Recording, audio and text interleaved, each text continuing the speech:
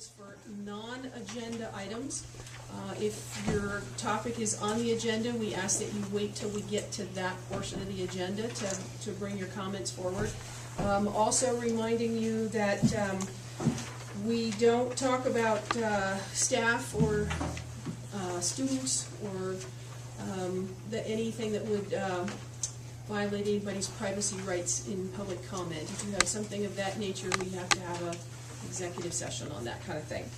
So I would ask that people who would like to make public comment, please come to the podium and tell me who you are, tell us who you are, and I'm offering everybody 3 minutes. So, is there any public comment?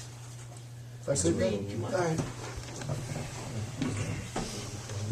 Oh yes, and we're recording this meeting as all meetings. Thank you, Mel. Parents, I got a question before I comment. I asked my sons if I could mention them in my comment, and they said yes. So does that violate their privacy? We're okay with that. Okay.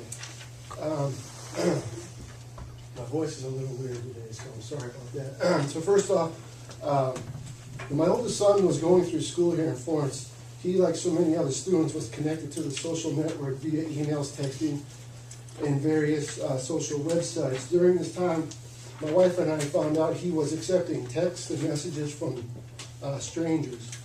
This worried my wife and I because we know that there are predators in our community that are looking to snatch up our children. As of today, Valley County has 172, and there are 18 in Florence. We also know the social network acts like a well-lubed machine for gaining information on anyone. We ended up taking our son's phone away and restricting his computer use.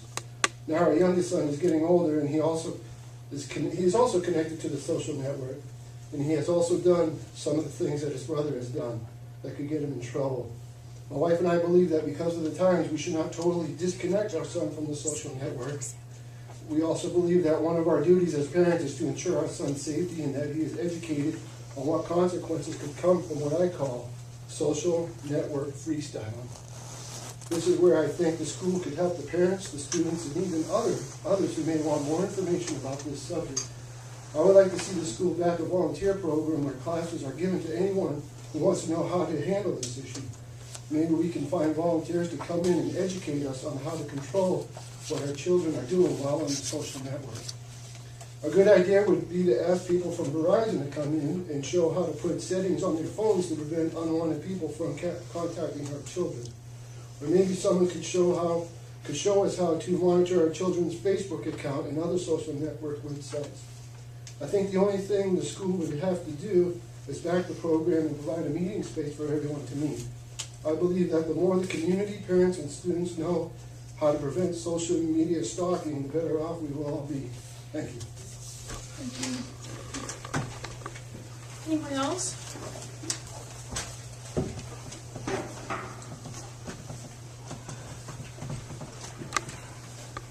My name is Jay Dixon. Of course, you guys have been hearing me talk quite a bit here in the last few months.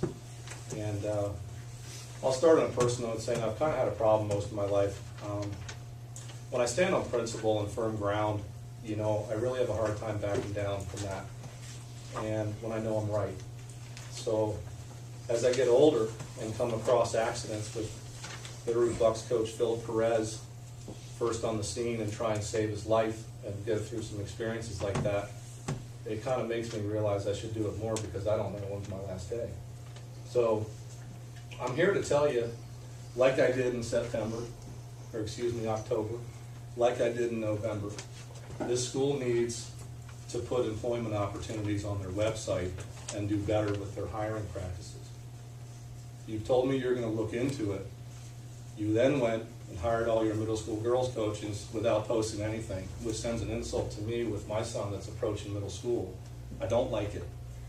If you looked into it, I have done a tremendous amount of research. I've looked at a lot of schools. I looked at a lot of their sites. I talked to a lot of administrators. Thompson Falls, Corvallis, Frenchtown, met with the superintendent for 45 minutes. If you look into it, we're the only school within 300 square miles, and in my opinion, that I can see in the country that doesn't have employment opportunities on the website. If you Google most schools, employment and job opportunities is actually a spot you can click onto before you even get to the school. Last December, Mr. McGee was asked when we're gonna post the coach position for football. He said soon. We're here now a month later, I'm wondering where it is and why we're not. Right now, Corvallis is looking for a superintendent and a soccer coach, which is for fall, just like football, and it's on their site right now. It's how you can get the best candidates for your school to work with kids. It's a fact. It's the way schools work. And I don't understand why you're not listening to my comments for the 2 months I made. So kind of in conjunction with that, when we look at our website and look at other schools' website, we have a lot of areas that are broken on our site that need work. You click on athletics and it tells you when football practice and volleyball practice is starting last August. If you click on basketball for high school girls, there's no page. You know, and you go through the site, there's outdated information in there. You click on calendar, which is the first thing I'd like to see what's going on, and I see athletic stuff. I don't even see that we're not having school Monday or a PIR day next week. When you have to go to the district calendar, because I now know how to navigate. But if for convenience, having a business myself and a website, for convenience, our site is really not very good compared to if you would do the research and look at a lot of schools' sites. They're fantastic. The athletic directors put all kinds of avenues in there. The neat thing about our site is some of the teachers that really are invested in the kids have some really good websites for the kids to go through. There's 67 of them I counted. One of the sites on there, which of course I don't want to get into privacy, but is a big part of our school, has nothing but Go Falcons on it, which I think is an avenue for kids to really learn about different things in the country for them to explore. So I'm just coming out again with some very basic points on the sound fundamental principles that all schools run on, that this school hasn't for several years.